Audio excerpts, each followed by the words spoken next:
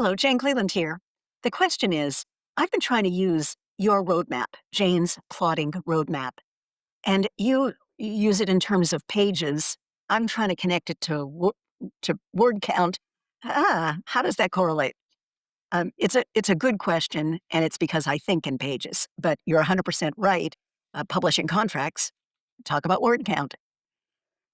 First of all, my plotting roadmap, if you're not familiar with it, it takes you from the beginning of your story to the end and indicates where you should have various plot twists, both for your primary plot, your through-line plot, and your two secondary plots, one of which is about an interpersonal relationship, the other a nonfiction element of the story.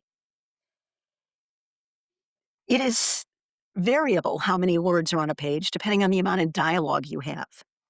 Um, it is probably sensible in most work to think somewhere between 250, 350 words per page. And let us back up just a minute. I'm assuming Times Roman 12 points, and of course, double spaced, 1-inch margins, indented half an inch. No extra space between the paragraphs.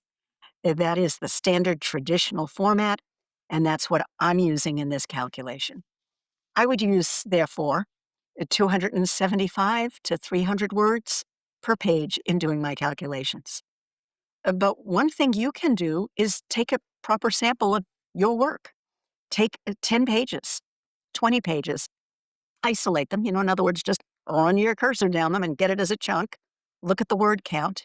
It'll be in the lower left, and divide by the number of pages. And there you have it. That's your average word count per page. I'm so glad you're trying Jane's plotting roadmap. I hope it works for you as well as it has worked for so many people. And I look forward to hearing how it does. And if you run into any other issues, please do let me know. If this tip had value for you, would you like it? Would you share it? Would you subscribe to the channel? That opens up features for us that lets us make these videos even more valuable for you. Thank you.